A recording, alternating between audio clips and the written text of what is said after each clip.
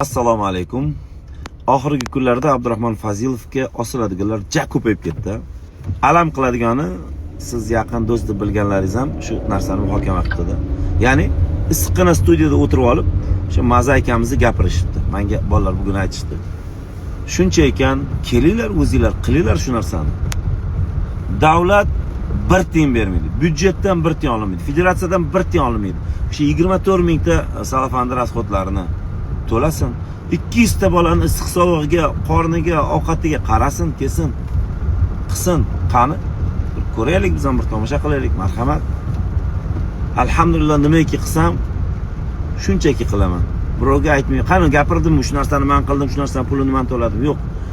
Reklama bo'lsa, qayerdandir pulini topib, o'shalarga ketqizaman. Xorij rasxodlarimni davlat to'lab bermaydi. Men o'zim cho'nchagimdan ketqizaman. Alhamdulillah. Shu uchun muhokama qilishdan oldin bir ishlating. Hozirgina Qo'qonga ketayotgan videoimning tagiga mana shu narsani yozib qo'yishdi-da. Astag'firullah. Ba'zilarga o'zim nima yoqadi? Bunaqa bo'lsa issiq deydi, bunaqa bo'lsa sovuq deydi va o'rnak uchun o'zimizni topgan mablag'larimizdan qanaqadir xayriyalar, bir yaxshiliklar qilsak, shuni ko'rsatmasdan qilsang bo'lmaydimi deydi.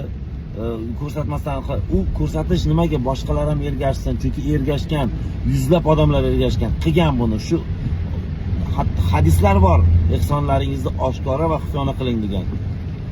Lekin xufiyona qilsak, uni qilamiz ham, alhamdulillah, yetkazganiga shukur, shunaqa qilib qo'yganiga shukur.